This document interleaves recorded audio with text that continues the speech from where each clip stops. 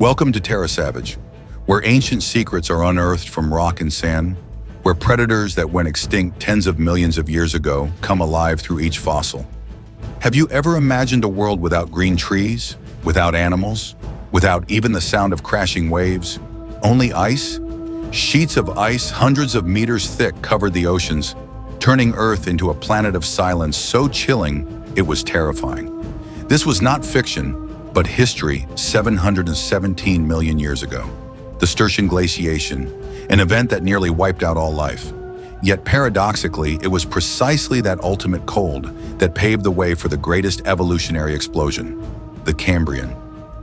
Picture the living time machines, cyanobacteria photosynthesizing beneath thin layers of ice, microbial mats glowing faintly in a white world, fragile yet resilient. How did they trick death? What mechanism allowed them to survive for tens of millions of years? And can humans today learn anything from such survival strategies? This journey will take us from a fragment of Sturtian glacial tillite through warm oases beneath frozen seas, all the way to the Cambrian Explosion, when predators and prey appeared for the first time, revealing the survival rules that nature had written hundreds of millions of years before. The Extermination Snowball. Imagine one day, you are standing on Earth's equator, but instead of a sunny beach, you see enormous glaciers. The average global temperature may have dropped below -50 degrees Celsius. The Sturtian glaciation, about 717 to 660 million years ago, is considered the harshest and longest icehouse climate phase in Earth's history, lasting about 57 million years. It is a core part of the Snowball Earth hypothesis, in which the entire surface of the global ocean is thought to have frozen solid, with ice as thick as 1 kilometer. But even within the scientific community, this hypothesis remains controversial. The alternative slushball Earth hypothesis proposes that warmer waters near the equator may still have existed, enabling life to persist. The cause of this event remains hotly debated. Factors such as orbital tilt changes, volcanic aerosols, and especially intensified silicate weathering due to the fragmentation of the supercontinent, Rodinia, have all been considered. However, a newer model suggests the cause may have been a combination of rock weathering and an extremely low amount of CO2 emissions from mid-ocean ridges, MOR. This minimal emission, estimated at only about 9 megatons of carbon per year, may have sustained the icehouse state for tens of millions of years. Choosing the slushball hypothesis instead of snowball is a crucial decision because it creates a plausible environment where life could survive and evolve. The reality is that the near death of the planet was not caused by a catastrophic accident, but by a quiet geological decline, providing a unique and compelling storyline. The silent survivors. Life's endurance. In this world of death, life did not surrender, it found refuge. Like a cocoon wrapped within a hostile world, life continued to endure in tiny oases. Some refugees lay deep beneath the sea at hydrothermal vents, cracks in Earth's crust where scalding, chemical-rich fluids gushed out. Here, life required no sunlight. Its energy came from Earth's core itself through a process called chemosynthesis. These ecosystems persisted, small yet resilient, ready for a future when the world would change. But that was not the only story. Even on the icy surface, life persisted. Scientists have found evidence that meltwater ponds near the equator formed on the surface of the ice, like tiny fortresses. These bases maintain stable temperatures around 0 degrees Celsius. There, tiny microorganisms, including cyanobacteria, the oxygen producers of the planet, continued to photosynthesize beneath thin sheets of ice. Like miniature forests, these bacterial mats provided shelter and food for more complex organisms, preserving the seeds of life. The existence of these silent heroes is the pivotal point of the story, showing that even under the harshest conditions, life can still find a way to endure. The melting and the Cambrian Explosion. Tens of millions of years passed. While rock weathering slowed under ice, volcanoes and terrestrial volcanic systems continued to release carbon dioxide into the atmosphere. Although emissions from submarine ridges were extremely low, The absence of silicate weathering to absorb CO2 in cold conditions meant greenhouse gases gradually accumulated, creating an extreme greenhouse effect. This triggered an unstoppable warming cycle. As the ice melted, pressure on Earth's crust decreased, allowing volcanoes to erupt more strongly, releasing even more CO2 and accelerating global warming. And then a massive oxygen shock occurred. Large amounts of oxygen were released into the oceans, combined with nutrients trapped in the ice, creating a perfect environment for life.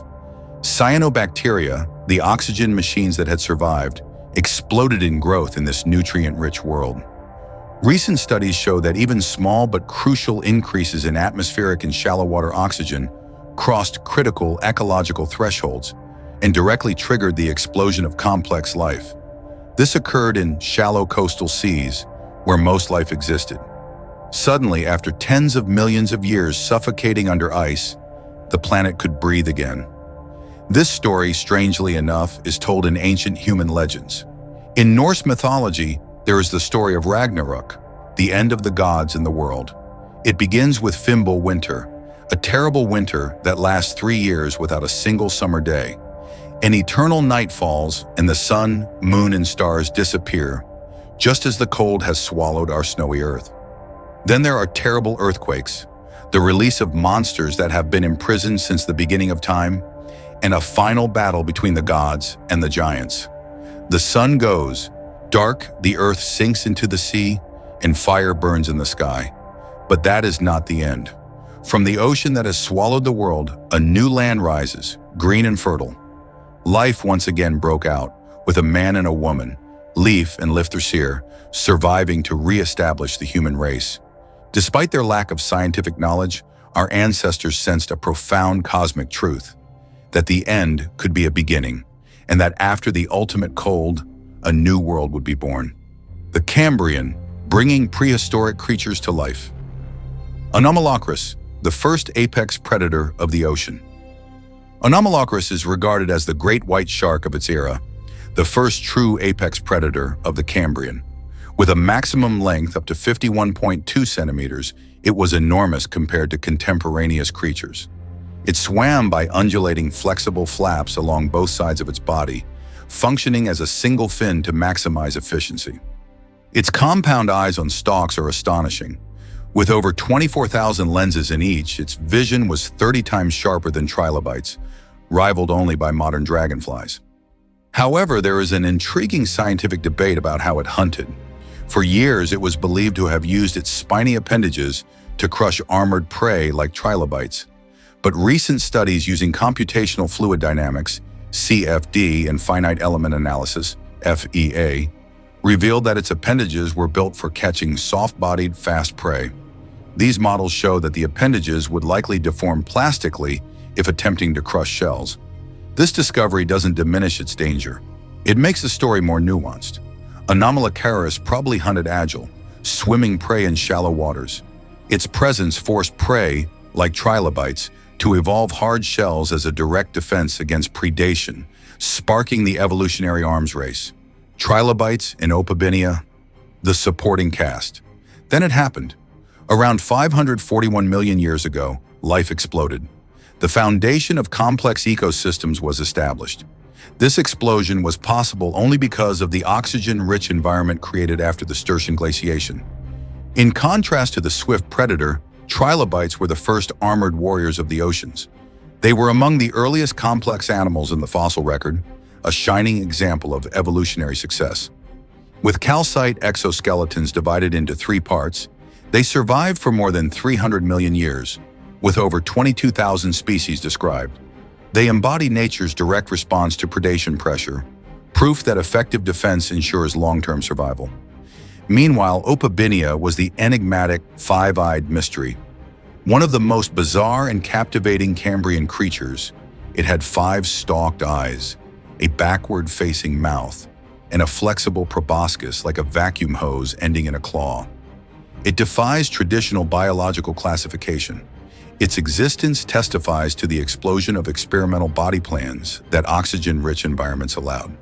It shows that when life was freed from the icy grip, evolution, experimented wildly with extraordinary structures and functions, comparing Cryogenian and Cambrian creatures. In the Cambrian, life exploded into unprecedented forms, and this table shows three iconic representatives of different evolutionary strategies. Anomalocaris, with its extraordinary size, sharp vision, and grasping limbs, was Earth's first true apex predator, the shark of Cambrian seas. Opposite it were trilobites, armored arthropods with calcite shells and complex eyes, proof that defense had become a vital survival strategy in predator-filled seas. And on another axis was Opabinia, a tiny eccentric oddity with 5 eyes and a trunk-like proboscis, a symbol of life's boundless creativity. Together, these three strategies, attack, defense, and experimentation, formed a dynamic ecological picture, making the Cambrian the Big Bang of life, when evolution tested every possible boundary. Extinction and Genesis.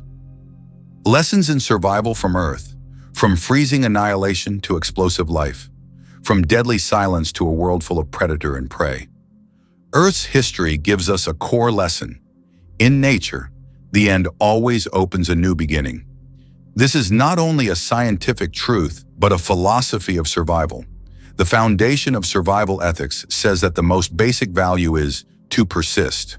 Only when survival is secured can we contemplate abstract questions. Death and life, predator and prey, are the core evolutionary forces driving life to become stronger and smarter. The emergence of Anomalocaris forced others to develop armor, triggering an eternal arms race. And when life does more than just endure, it reaches towards something higher, flourishing. This story is not only about the past, it shows us that every breath, every step we take, is part of a greater story. Even the smallest organisms are part of a tale that began before us and will continue after us. The resilience of single-celled bacteria made the rise of complex life possible. Looking at the wild world around us, from a jellyfish to a tiger, offers us insight into our own survival instincts. Life on Earth, with all its beauty and fragility, has weathered unimaginable disasters to reach this point. And that truly is worth pondering. If not for the Sturtian glaciation, there would have been no Cambrian explosion, no dinosaurs, and no us. Life won a battle almost beyond belief, a battle against the planet itself. Think about that. Perhaps we have only scratched the surface. Nature still hides miracles, beyond even the idea of immortality. The lesson of the organisms that survived the Sturtian glaciation is this: longevity does not belong to absolute strength, but to adaptability. That resilience paved the way for the Cambrian explosion, when life first truly burst forth. So what about you? Which manual of survival would you choose? The flexibility of cyanobacteria, the resilience of trilobites, or the sharp instincts of Anomalocaris? Would you be willing to live another 100 years if it meant sacrificing present comforts, like strict diets or enduring harsh environments? Share your thoughts in the comments below. I'd love to hear your answer. Don't forget to leave a comment, like, share, subscribe to the channel so we can keep exploring prehistoric stories together. See you on the next adventure.